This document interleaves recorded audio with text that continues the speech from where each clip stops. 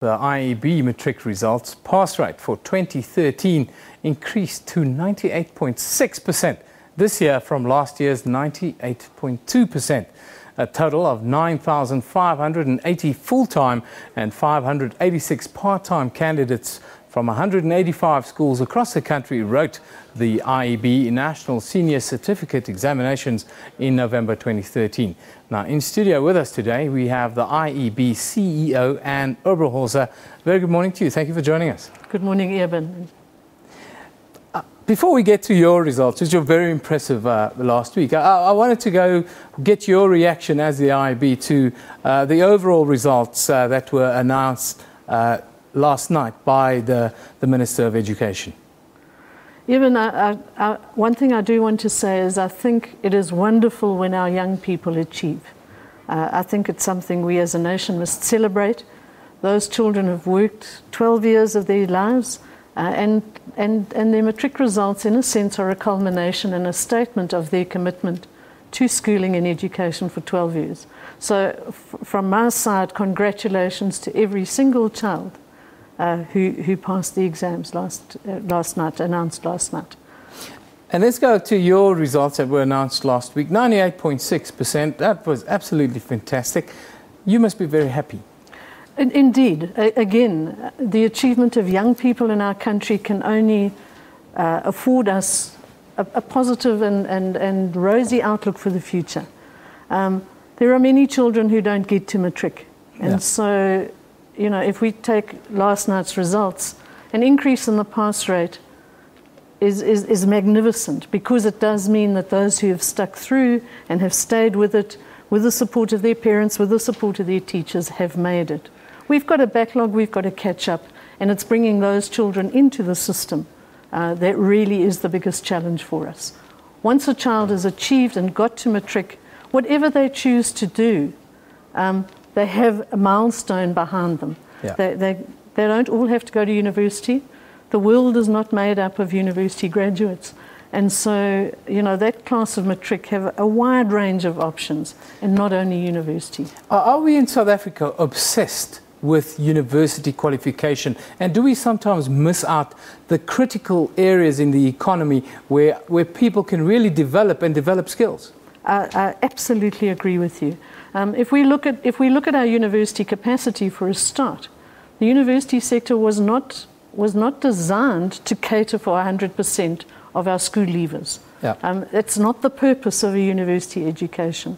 We have a wide range of careers, very successful participants in our economy, very successful leaders who don't have a university education. That doesn't mean a university education is not a good thing. It is a good thing, but it's a good thing for the people for whom that is the right road.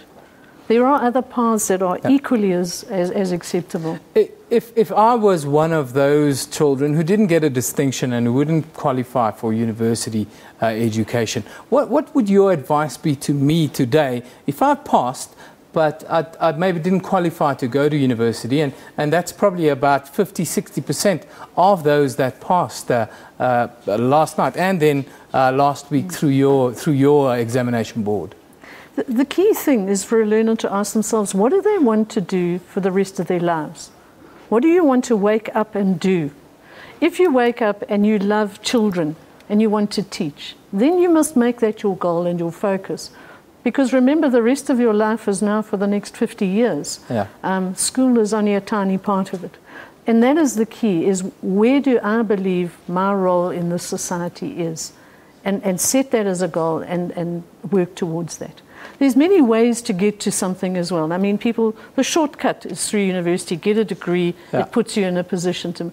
That doesn't mean it's the only way. Yeah. You can go through a workplace, you can go through technical colleges, you can go through technicons, you can go through home study, university, UNISA, and so on. So, you know, ultimately, one has to do what one loves.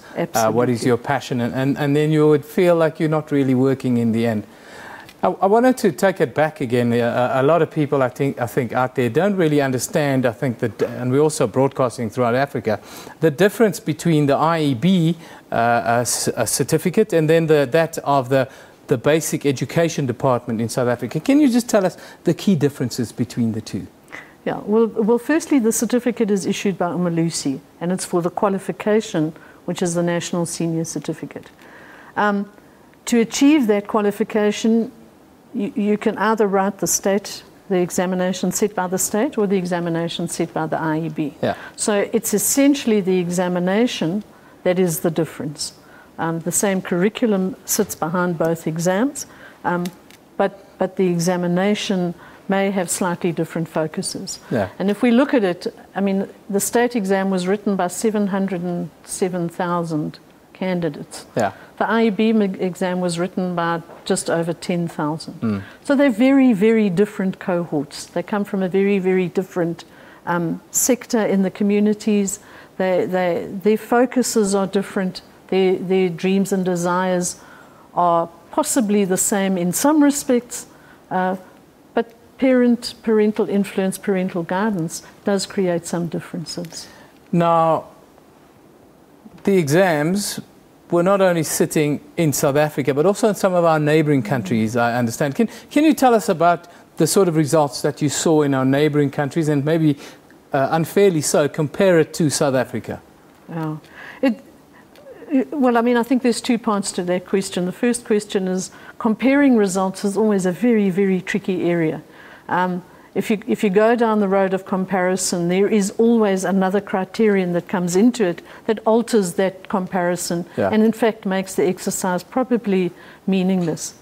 But if we look at the IEB, within the IEB, those schools that are outside the country, a pass rate of 98, they have to be performing well as well, because otherwise we're not going to have that overall pass rate.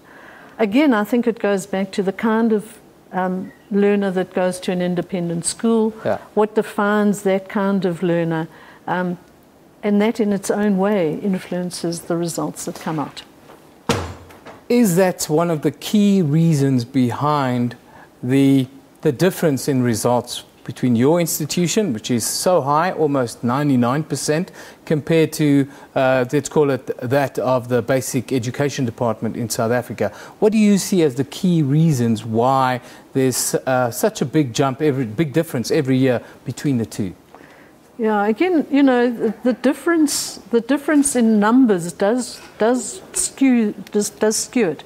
But I would say that a key factor is the impact of parents. Parents who are involved with their learners, with their children in their schooling, who have an active role to play within the schools, I think that's a very, very important factor, because it means that the child sees, well, my parents value this, I value it. Yeah. My parents are interested in what happens at school, I therefore will be interested in what happens at school.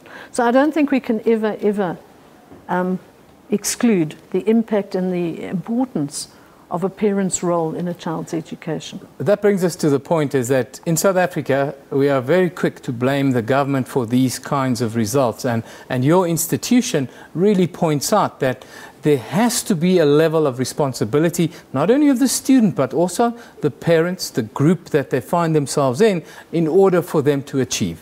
Yeah, absolutely true.